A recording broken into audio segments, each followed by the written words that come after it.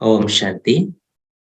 आज की मुरली की तारीख है 26 नवंबर 94। 26 नवंबर 94। और उसमें बाबा सबसे इंपॉर्टेंट शक्ति जो हम सभी ब्राह्मणों को चाहिए ताकि हमारा ये योगी जीवन सहज योगी जीवन बन जाए, उसके बारे में बता रहा है। और वो कौन सी शक्ति है? परिवर्तन की शक्ति। तो बाबा आज कह रहा है, बाप दादा बच्चों का खेल देखते रहते हैं, सारे दिन में क्या क्या खेल करते हो, ये रात्रि को चेक करते हो ना। माया के खिलौने बड़े आकर्षण वाले हैं, तो उन खिलौने से खेलने लग जाते हो। हाँ, देखो माया कैसे खेलती है। पहले तो बहुत प्यार से माया खेल कराती है, और खेल कराते कराते जब हार खिलाती है तब होश में आ जाते हैं। पहले समझ में भी नहीं आएगा, हम माया के साथ है, खुश रहेंगे, लेकिन फिर अचानक ऐसी माया चाल चलेगी जो बाबा कहते फिर होश में आ जाएंगे। तो मेजॉरिटी में एक विशेष शक्ति की कमी रह जाती है। कभी बहुत अच्छे चलते हो, कभी चलते हो, कभी उड़ते हो, आगे बढ़ते हो, लेकिन फिर नीचे क्यों आ जाते हो? इसका विशेष कारण क्या? परिवर्तन शक्ति की कमजोरी है। कौन सी शक्ति नहीं है? अपने आप को परिवर्तन करना। और चाह क्या रहे हैं? दूसरे परिवर्तन हो जाए, परिस्थिति परिवर्तन हो जाए। नहीं, मुझे अपने को परिवर्तन करना है ना। तो बाबा कहते ये कमजोरी है। समझते भी हो कि ये यथार्थ नहीं है, लेकिन परिवर्तित होने की कमी हो जाती है। ब्राह्मण जीवन में परिवर्तन में आ गए। अब कोई कहेंगे कि मैं ब्राह्मण नहीं हूं। सभी अपने को बीके लिखते हैं ना। तो ब्राह्मण जीवन में जो परीक्षाएं आती है उसमें परिवर्तन करने की शक्ति आवश्यक होती है, खुद को परिवर्तन करने की शक्ति। जब व्यर्थ संकल्प चलते हैं तो समझते हो कि यह व्यर्थ है, लेकिन व्यर्थ संकल्पों का बहाव इतना तेज होता है जो अपनी तरफ खींचता है। जैसे नदी का व सागर का बहुत फोर्स होता है, तो कितना भी अपने को रोकने की कोशिश करते हैं लेकिन फिर भी बहते जाते हैं।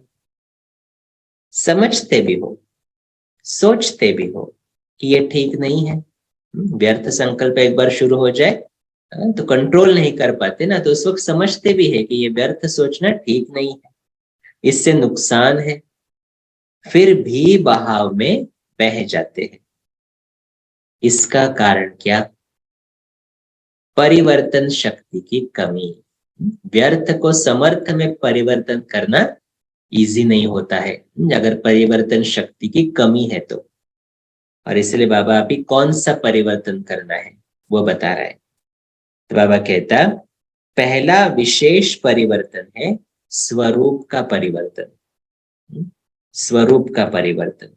मैं शरीर नहीं लेकिन आत्मा हूं, यह है स्वरूप का परिवर्तन। देखो व्यर्थ क्यों आता है?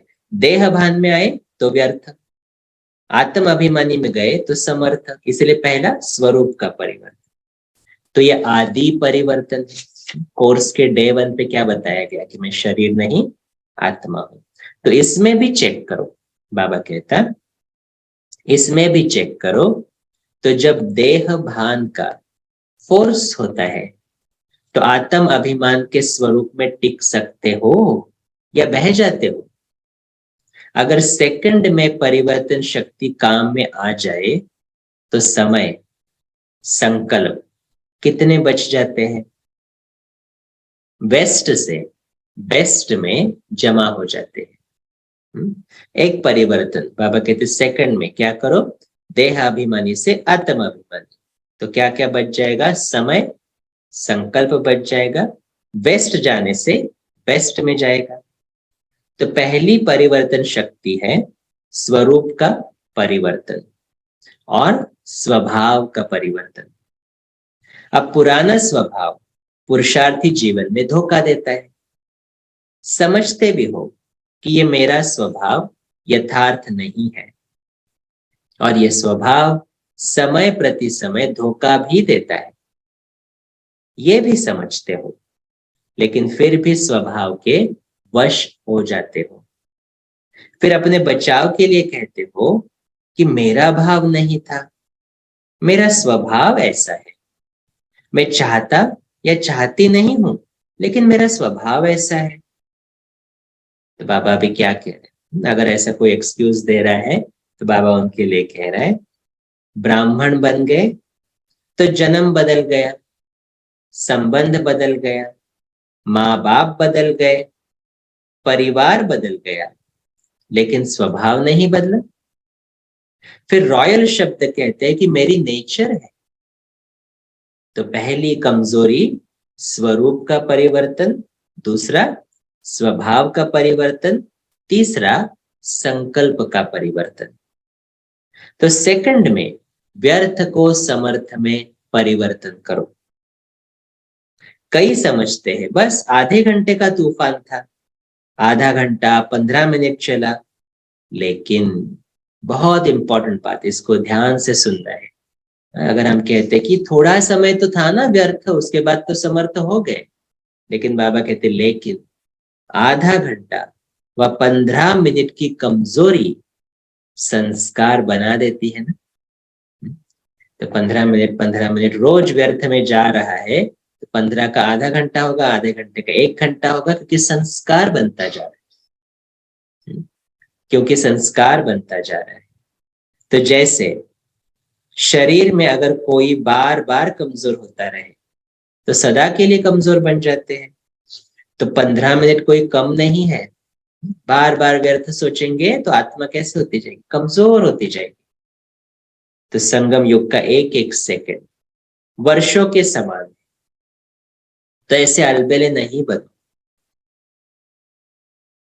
भल थोड़ा ही चला, चलो थोड़ा ही व्यर्थ चला, लेकिन गवाया कितना? जब कदम में पदम कहते हो तो 15 मिनट में कितने कदम उठेंगे और कितने पदम गवाएंगे? तो जमा में तो हिसाब अच्छा रखते हो कि कदम में पदम जमा हो गए, लेकिन गवाने का भी तो हिसाब रखो।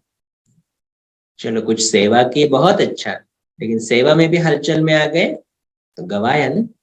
या सेवा खत्म होने के बाद लौकिक में पूरी तरह से भूल गए तो गवाया ना।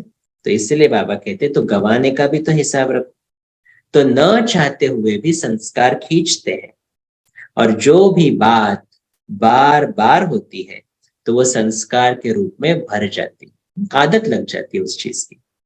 तो क्या करो? बाबा कहते हैं तो संकल्प परिवर्तन करो। सिर्फ सोचते नहीं रहो करना नहीं चाहिए, हो गया क्या करूं। बाबा कहते नहीं, सोचो और करके दिखाओ। कहते हो बीती को बिंदी लगाओ, एक दो को ज्ञान देते हो ना, दूसरे को ज्ञान देना इजी लगता है ना। तो एक दो को क्या बोले, अरे हो गया ना, भूल जाओ उसको। तो बाबा कहते कोई आकर बात करेंगे तो कहेंगे ठीक है बिंदी लगा दो, लेकिन क्या स्वयं बिंदी लगाते हो? चेक कर। दूसरों को कितनी बारी बोला होगा भूल जाओ ना, वो बात छोड़ दो ना, लेकिन हमारे ऊपर आती है तो कैसे भूल सकते, बात ही इतनी बड़ी थी। बाबा कह रहा है क्या स्वयं बिंदी लगाते हो?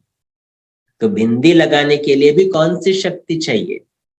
परिवर्तन शक्ति। तो परिवर्तन शक्ति वाला सदा ही निर्मल और निर्माण रहता है। जैसे बाप दादा ने पहले भी सुनाया है कि मोल्ड होने वाला ही रियल गोल्ड है। तो रियल गोल्ड की निशानी है वो मोल्ड हो जाएगा। तो चेक करो, परिवर्तन शक्ति समय पर काम आती है या समय बीत जाने के बाद सोचते ही रहते हैं? तो अब परिवर्तन शक्ति को बढ़ाना है। किसको परिवर्तन करना है? खुद को परिवर्तन करना है। स्वरूप स्वभाव और संकल्प। अच्छा, ओम शांति।